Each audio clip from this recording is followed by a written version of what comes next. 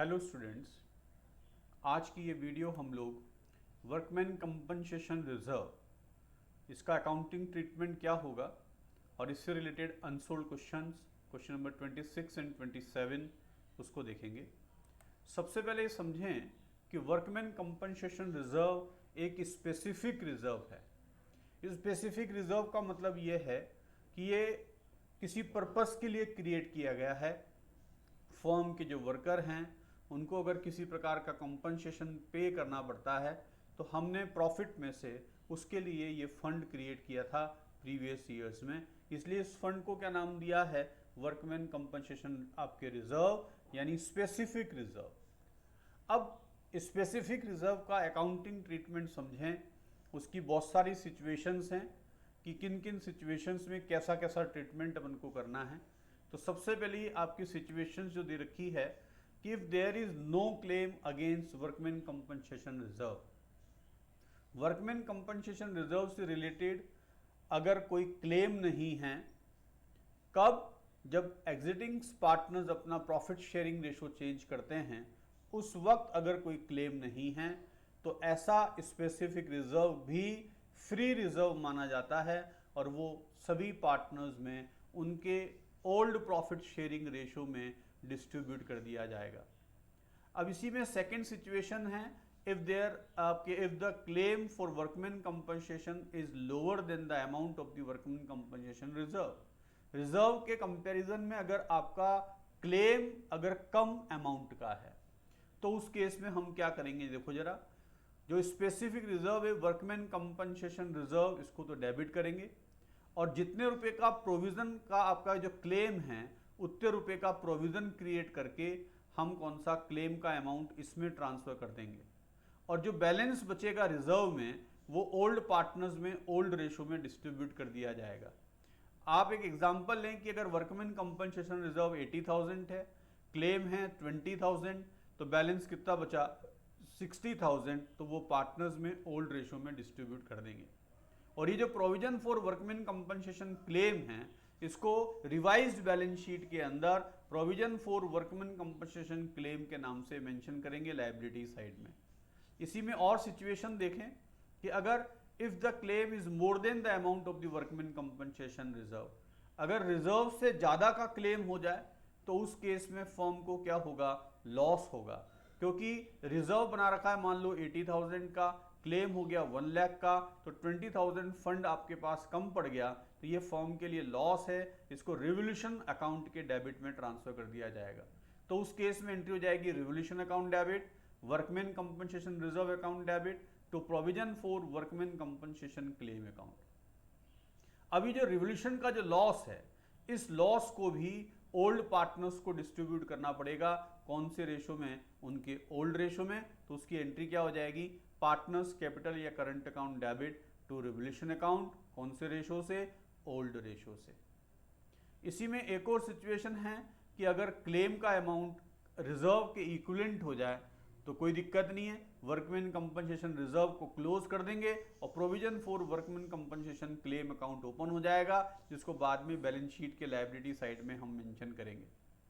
अब इसी के अंदर नेक्स्ट देखें इसका एक एग्जांपल के रूप में कि किस प्रकार से अकाउंटिंग ट्रीटमेंट होगा।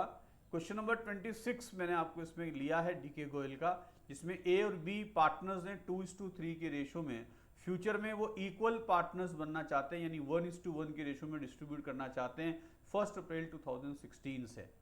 उनकी बैलेंस शीट में वर्कमैन कंपनसेशन रिजर्व दिख रहा है, ये स्पेसिफिक रिजर्व है, नाम से ही पता है कि ये किसी पर्पस के लिए क्रिएट किया गया है। अब ये देखना है कि इससे रिलेटेड कोई लायबिलिटी क्वेश्चंस में मेंशन है क्या, अगर है तो उसका एडजस्टमेंट करने के बाद अकाउंटिंग ट्रीटमेंट करेंगे। तो इसके वेरियस केसेस दे रखे हैं इस क्वेश्चंस में, एक एक करके देखें। फर्स्ट केस दे रखा है, if there is no claim against workman compensation reserve, यानी जो 40,000 रुपए का स्पेसिफिक रिजर्व आपने बनाया है इससे रिलेटेड अभी कोई आपका क्लेम नहीं है।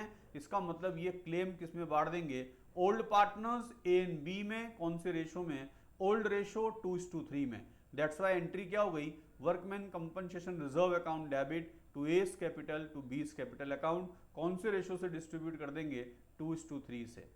अब इस बात को याद रखना कि अपना रिजर्व कितने का है, 40,000 का, मैं नेक्स्ट आपके सिचुएशंस इसके अंदर बता रहा हूं। सेकंड सिचुएशन दे रखी है क्वेश्चंस के अंदर, if a claim on account of workman compensation is estimated 25,000।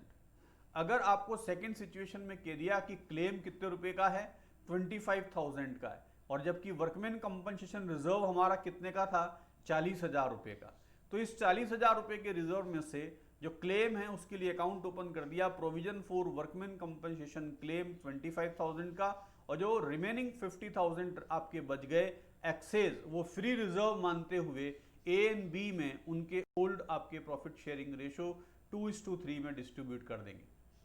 Third situation दे रखी है कि अगर क्लेम कितने का हो जाए, 40,000 का, जबकि हमारा वर्कमैन कंपनसेशन रिजर्व भी कितने का है, 40 का है, और क्लेम भी कितने का है, 40 का है। तो बहुत सिंपल है कि workman compensation reserve account close हो जाएगा और provision for workman compensation claim account open कर देंगे। सेकेंड सिचुएशन दे रखी है आपको next, if a claim of an account of the workman compensation is estimated 50,000। अगर क्लेम 50,000 का हो तो 50,000 का क्लेम है और हमारे पास रिजर्व कितने का है, 40,000 का, तो कितना अपना क्लेम कम पड़ रहा है, 10,000 रुपए का। तो ये 10,000 रुपए का हमारी फर्म को क्या हो जाएगा, लॉस। इस लॉस को कहां ट्रांसफर कर दिया जाएगा, रिवोल्यूशन अकाउंट के डेबिट साइड में। अब बात आ रही है कि जो लॉस है, जैसे कि मैंने आपसे कहा था, इसको कौन बियर करेगा, इसको ओल्ड पार्टनर्स बियर करेंगे ओल्ड प्रॉफिट शेयरिंग रेशो से। तो आपके A capital account debit, B capital account debit, तो revolution account 10,000 A and B में डिस्ट्रीब्यूट कर देंगे इनके ओल्ड प्रॉफिट शेयरिंग रेशो से। तो ये सिचुएशन आपकी इस प्रकार से हो गई। अब इसी में एक और अपन देखें कि एक और क्वेश्चन लिया है मैंने, क्वेश्चन नंबर 27 में आपसे कहा है कि PQR 3 पार्टनर्स हैं, इनका ओल्ड प्रॉफिट शेयरिंग रेशो 1:1:2 दे रखा है, और ये फ्यूचर में जो आपका प्रॉफिट शेयरिंग रेशो रखना चाहते हैं वो है 2:2:1। आपकी जो बैलेंस शीट दे रखी है उसमें debit balance of 9,000 of profit and loss account दिया है। अब सबसे पहले इसको समझें कि ये प्रॉफिट एंड लॉस अकाउंट का डेबिट बैलेंस है, यानी अनडिस्ट्रीब्यूटेड लॉस है। फिर दे रखा है वर्कमैन कंपनसेशन रिजर्व 64,000 का, ये स्पेसिफिक रिजर्व है, ये बैलेंस शीट के लायबिलिटी में होगा। From 1 April 2018 they decide to share profit इतना, for this purpose it is agreed that the goodwill of the firm valued कितना कराए, फर्म की गुडविल का वैल्यूएशन किया है 4 लाख रुपीज, तो गुडविल का ट्रीटमेंट भी आपको करना है। क्लेम दे रखा है वर्कमैन कंपनसेशन रिजर्व के अगेंस्ट कितने रुपए का, 30,000 का।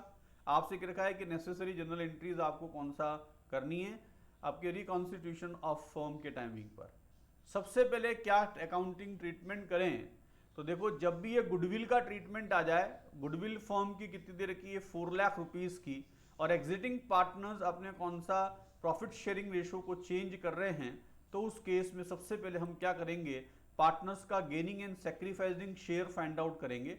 और इसको फाइंड आउट करने का जो फॉर्मूला है वो ओल्ड रेशो माइनस क्या है, न्यू रेशो। अगर पॉजिटिवली आपके आता है तो सेक्रीफाइस शेयर माना जाएगा, और अगर नेगेटिव आता है तो गेनिंग शेयर माना जाएगा। तीनों पार्टनर्स PQR का ओल्ड रेशो क्या दे रखा है, 1:1:2, यानी 1/4, 1/4, 2/4, ये तो ओल्ड रेशो हो गया। इनका न्यू रेशो कितना था, 2:2:1, यानी 2/5, 2/5, 1/5। तो old ratio minus new ratio किया तो P को तो क्या हो रहा है, गेन 3/20 का, Q को भी हो रहा है गेन, और आपके सेक्रीफाइस कौन कर रहा है, आपके R। इट मींस गुडविल का अमाउंट किसको मिलेगा, सेक्रीफाइसिंग पार्टनर्स को मिलेगा, और कौन पे करेंगे, P एंड Q को पे करना पड़ेगा अपने गेनिंग शेयर के रेशो में। अकाउंटिंग ट्रीटमेंट क्या होगा गुडविल का, फर्म की गुडविल कितनी दे रखी है अपन को, 4 लाख रुपीज की दे रखी है, तो उसके अंदर इनका इससे आपके मल्टीप्लाई करके अपन क्या करेंगे, गुडविल में प्रोपोर्शनेट निकालें, और एंट्री क्या हो जाएगी, gaining partners capital account debit to sacrificing partners capital account. यहां पर गेनिंग पार्टनर्स कौन है, P एंड Q, तो दोनों के कैपिटल अकाउंट को डेबिट कर दिया, 4 लाख को मल्टीप्लाई कर देंगे 3/20 से, तो कितना अमाउंट आ जाएगा, 60,000।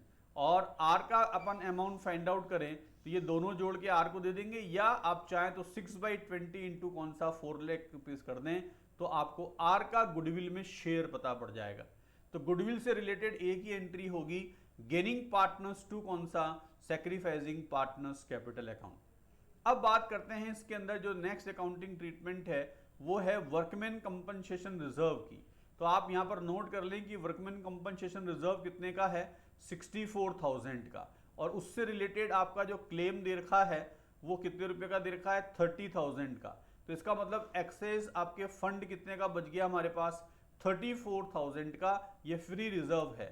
तो अकाउंटिंग ट्रीटमेंट क्या होगा जरा देखें, वर्कमैन कंपनसेशन रिजर्व कितने रुपए का, 64,000 का, provision for workman compensation claim 30,000 का, तो रिमेनिंग कितना बचा, 34,000।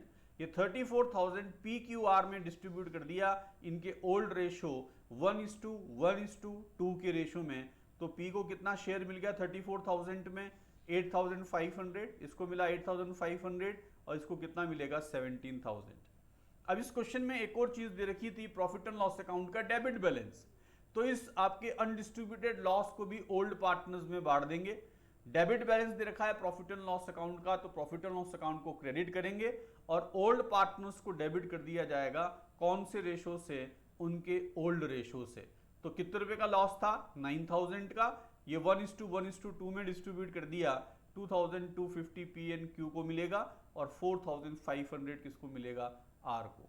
तो इस प्रकार से अकाउंटिंग ट्रीटमेंट आपको करना है स्पेसिफिक रिजर्व से रिगार्डिंग, आपके अनडिस्ट्रीब्यूटेड लॉस एंड प्रॉफिट के लिए, और कौन सा, गुडविल का। तो मैंने आपको कंबाइंड क्वेश्चन आपको प्रिपेयर करके दिया है।